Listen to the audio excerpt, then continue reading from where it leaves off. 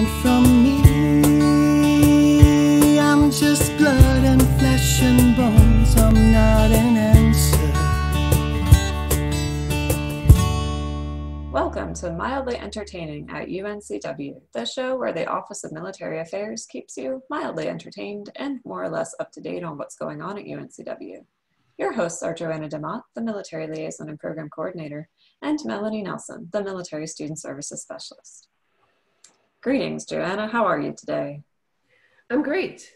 My family is here. We have a lovely beach house. I'm not there right now. I will go back there later. And we're just enjoying some family time while I knock out some work, record some podcasts. How are you, Melanie? I'm likewise great. Beautiful weather, etc., etc. Absolutely. I'm super excited to introduce our guest today, Dr. Bob Adams. Dr. Bob, a retired Army Colonel and ex-Navy SEAL, retired family physician, Institute for Medical Research and Veteran Life Center, North Carolina board member, author, and I'm doing another and consultant. Dr. Bob, how are you today? Doing well. I'm great also. Fantastic. Everyone's great. We love that. Listeners can't see you, but you have a lovely office. You're at home. How have things changed for you, or have they, since the beginning of this pandemic? So they've changed dramatically, and it was all luck, I think, because I retired from my active practice in Knightdale, North Carolina in February, right as the pandemic was going, hello, I'm here, and nobody knew exactly what it meant. And I'm still in contact with the other 4 providers at my practice, and they're going, man, did you ever time your retirement perfectly? And it was not a planned retirement. My second book, called Swords and Saints: A Doctor's Journey, ends the last chapter by explaining why I left fairly suddenly. I had been part-time practice for almost a year while I was looking for my own replacement, but male family physicians are becoming a vanishing breed, and I couldn't find one. And I kept telling the bosses that I worked for that, you got to find my replacement because I'm thinking of retiring. And I make the point in my book that the medical system that we all have to live in, everybody knows is broken. And we in the primary care world are dealing with that probably more than anybody else. And the more it gets broken, the harder it is to go to work smiling and be there to do what you want to do. And it just got suddenly hard in January. And I went, you know what, guys, I think it's time. Sorry, you couldn't find my replacement, got to go. And it was a right decision for where I was in my life. And, I miss my patients terribly, and we still stay in contact. And I worry about them in this COVID environment because they still call me. And I love that about family practice. But it's been a fascinating journey, because for 6 months I said, sweetheart, my wife, we're going to wait 6 months before I decide what to do.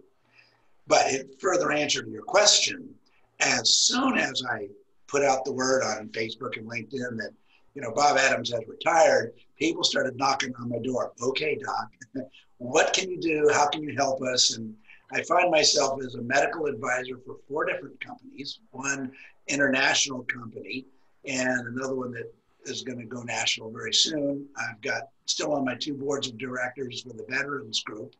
And it's been a busier time than I thought in this 6 months of doing nothing. 6 months of nothing turned into 6 months of everything. Sounds very busy and very exciting at the same time. I'm going to turn you over to Melanie. She's got some very interesting questions that everyone wants to know. Yes, indeed. Everyone wants to know, what are you snacking on these days? Well, I knew you were going to ask that question because I listened to some of your previous podcasts.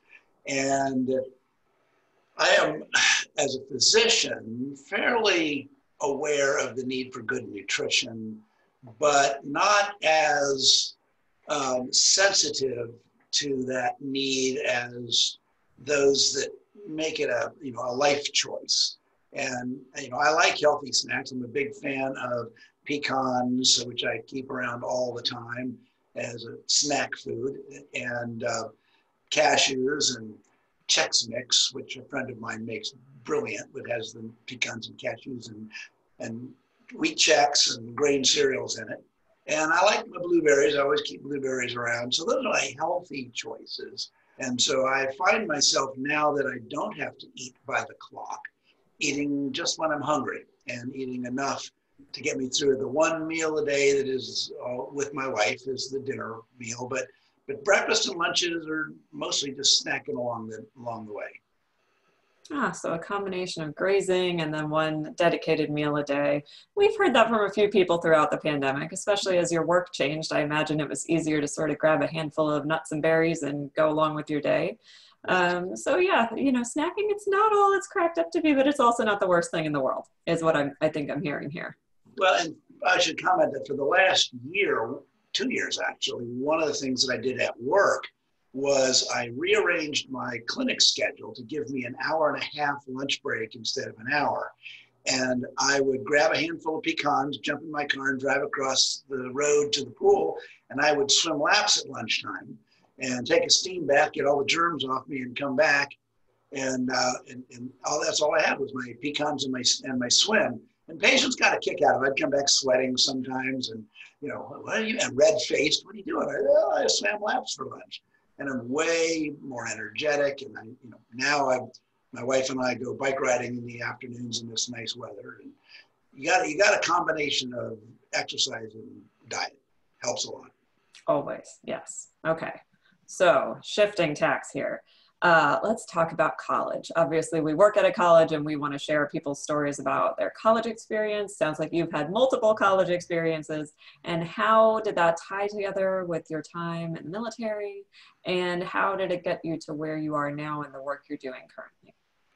So I give money every year to my colleges with grateful thanks for the opportunities that they opened for me.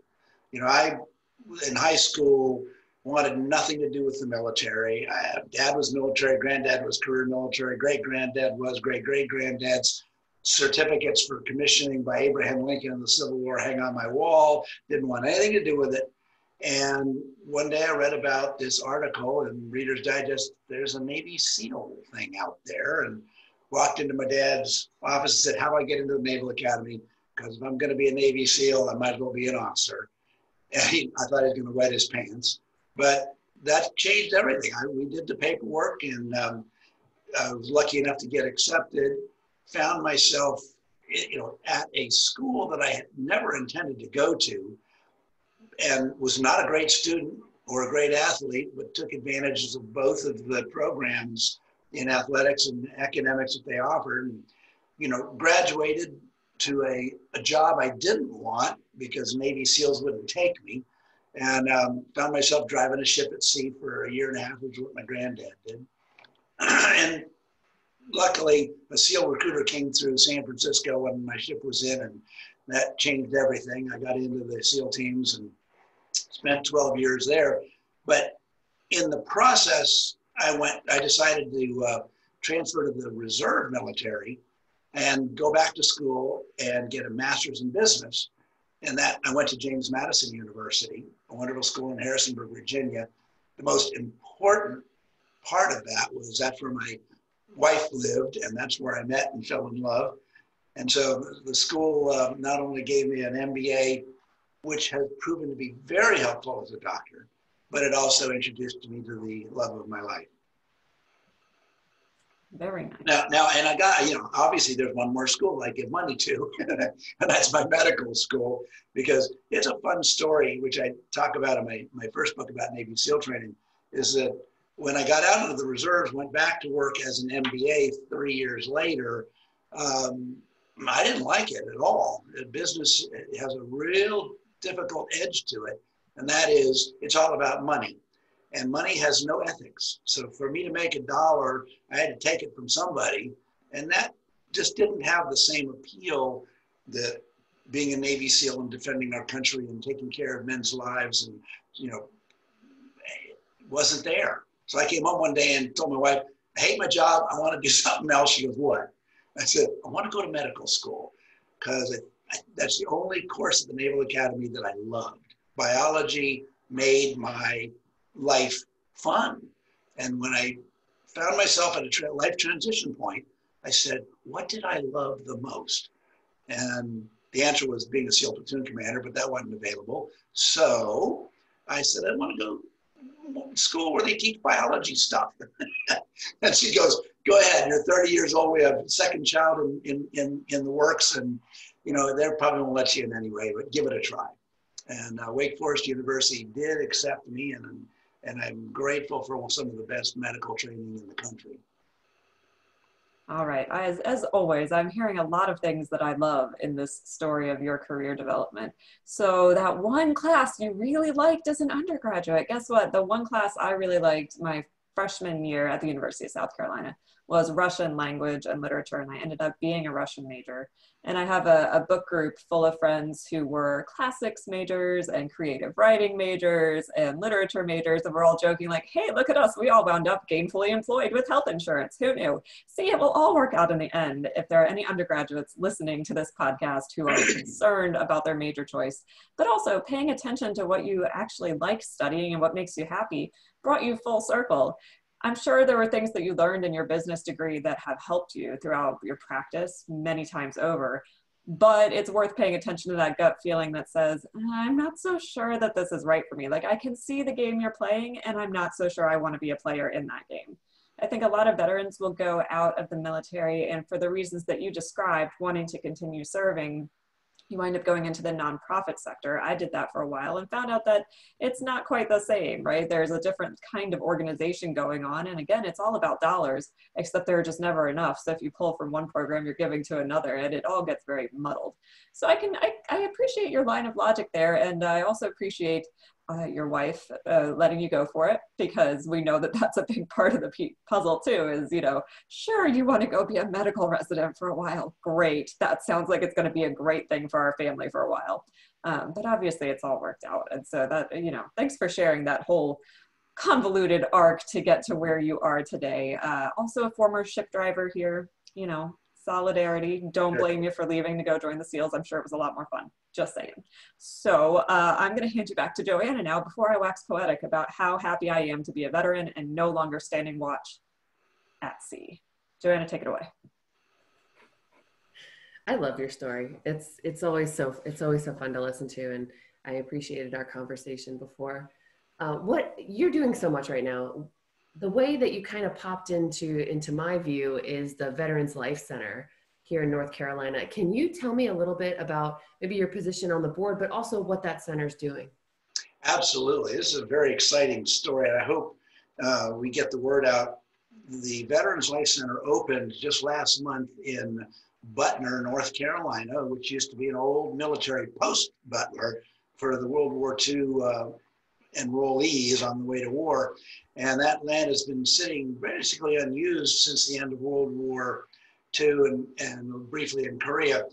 12 years ago, John Turner, our executive director, started working with the legislature of North Carolina to promote his idea of a transition center for veterans when they get out of active service, give them a place to stay and live and grow and learn a new profession and move from soldier to civilian. And it was almost 10 years later that they go, hey, here's $8.9 million. Took that long to go through the budget process. Here's 8 acres of land in Butner, which you can have for $1 a year lease. And we started building, and it just opened. It's a gorgeous facility.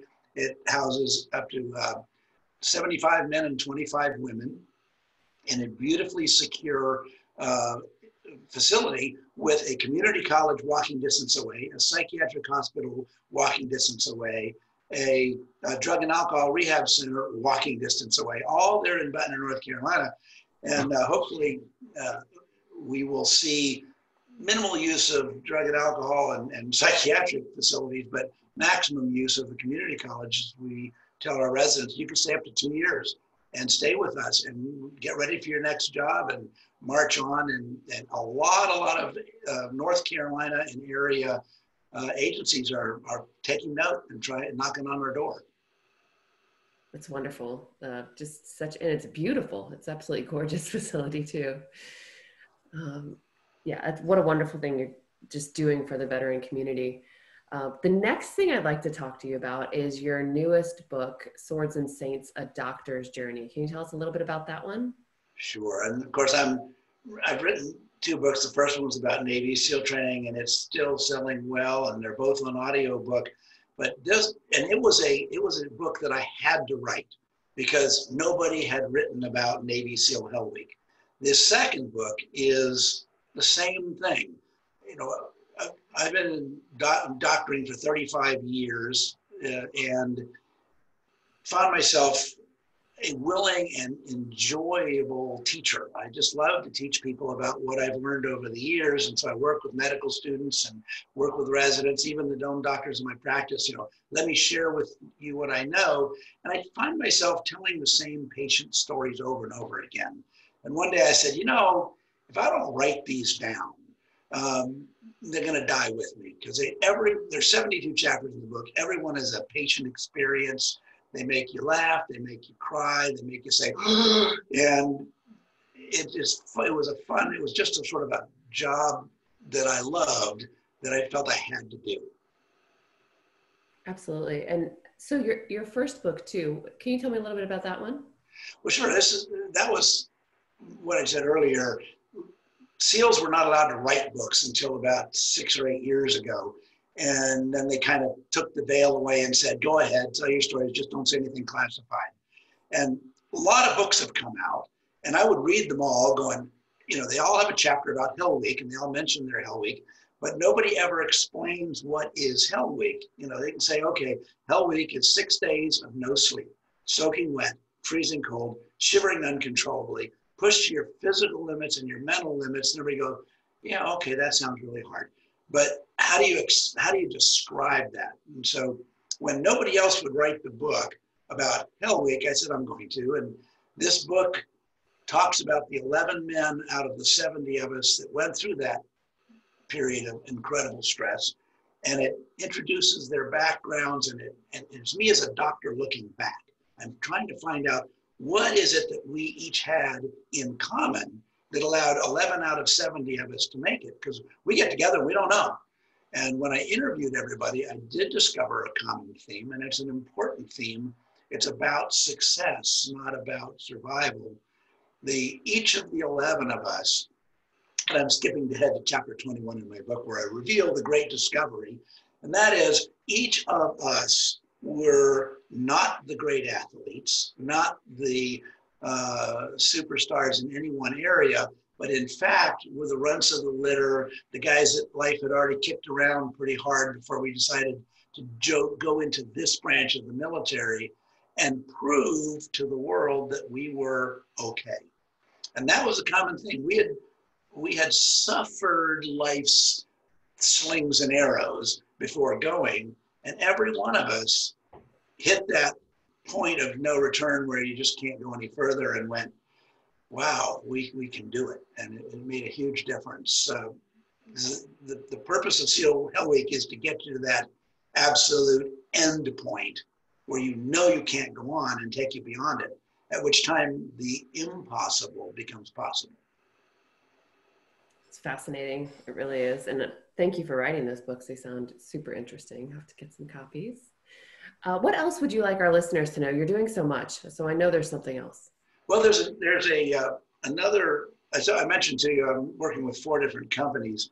One of the ones that I'm particularly interested in, because it's a new company, is called Victory Strategies.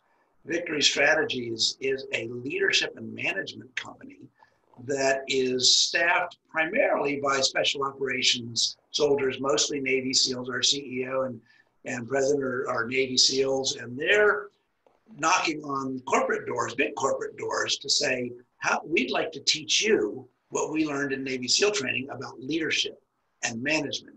Because imagine, if you will, these 11 men I just told you about who went to hell and back together, officer and enlisted side by side, same training. Officers are asked to do something a little different than our enlisted guys are asked to do. They're asked to demonstrate leadership ability, which everybody has to do anyway, but it's kind of tough when you're looking at a Medal of Honor winner who was one of our instructors who says, prove to me that I can put my life and my fellow teammates' lives in your hands, Mr. Officer. Prove that leadership ability. What? That was kind of stressful. There were 8 officers in my class that started, and remember 3 of us had made it. And honestly, the greatest moment of my life looking back was not the birth of my children, but the handshake I got from that enlisted man who said, I'll follow you into combat. That's powerful. It's powerful. It sounds like a wonderful opportunity for corporate America to take that leadership ability, that experience, and turn it into something really powerful in their organizations. It's fantastic. There's so much that you do, and we thank you for all of it. And I just want to thank you for being on today. It's been a pleasure interviewing you. It's been a delight, and thank you for having me. I, of course, will tell the world about your podcast and see if I can get you a few more listeners. It's okay. We're mildly entertaining. The few listeners we have, it's powerful. Absolutely. We do try to keep it mild around here, but that's hard to do when we have Navy SEALs coming on the show. I mean, we've got to vet our interviewees a little bit better here in the future, Joanna. So we'll make a note of that. Dr. Bob, thank you so much for being on the show today. It's been wonderful to get to know you. And this has been an episode of Mildly Entertaining at UNCW, and we will see you on the internet.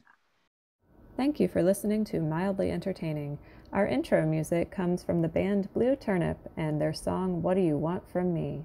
You can find their EP, Songs from the Root Cellar, on Bandcamp, iTunes, Amazon, and Spotify. For more information, you can go to blueturnipmusic.com.